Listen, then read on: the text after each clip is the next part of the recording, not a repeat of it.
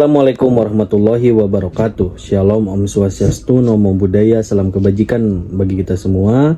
Perkenalkan, nama saya Rafli Rizky Ramadan, NPM 20160. Di sini saya akan menjelaskan materi tentang kekuatan bukti visum et repertum untuk memenuhi tugas ujian tengah semester.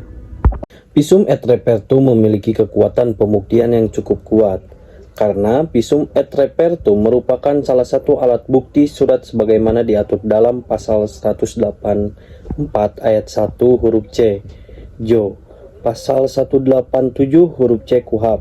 Penuntut umum dakwaannya dibuat dalam sangat mengenai diperhatikan alat bukti peran visum et repertum.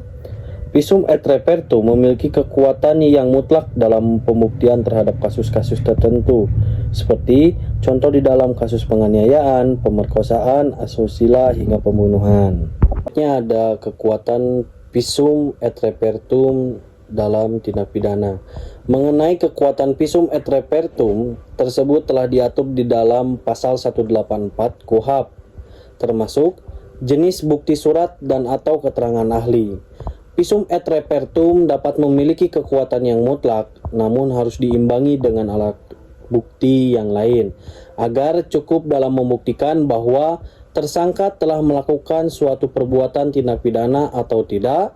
Hal tersebut sesuai dengan isi KUHP pasal 183. Yang kedua, ada kekuatan visum et repertum sebagai alat bukti surat dalam mengungkap suatu tindak pidana, yaitu yang pertama, mempunyai nilai kekuatan pembuktian yang sangat penting dan mutlak.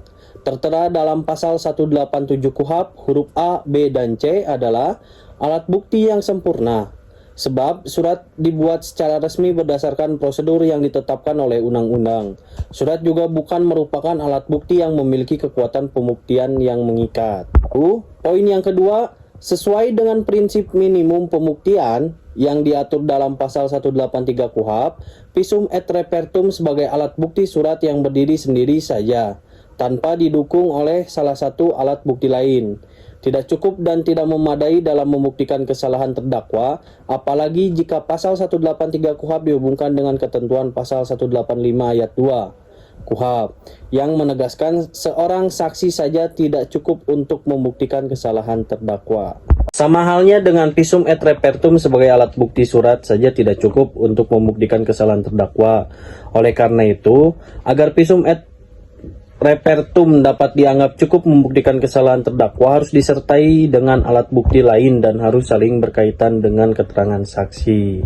Kesimpulannya, pembuktian merupakan hal terpenting dalam proses peradilan, di mana proses ini guna untuk mencari kebenaran material, yaitu kebenaran yang selengkap-lengkapnya dari suatu perkara pidana.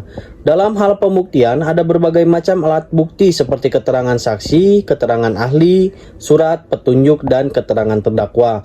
Dalam tindak pidana, penganiayaan, asusila, dan pembunuhan sering adanya visum et repertum yang dijadikan sebagai alat bukti dalam pembuktiannya. Menurut saya visum et repertum ini menjadi salah satu alat bantu hukum yang bisa menguatkan bukti-bukti yang dibantu dengan bukti surat yang nyata yang dikeluarkan dari kedokteran untuk membantu penegak-penegak hukum yang sedang berjuang dalam menyelesaikan kasusnya.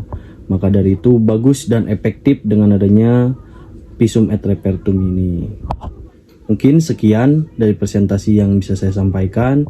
Mohon maaf bila ada salah dalam segi kata atau bahasa. Saya ucapkan sekali lagi mohon maaf. Wabillahi taufiq wal hidayah. Wassalamualaikum warahmatullahi wabarakatuh.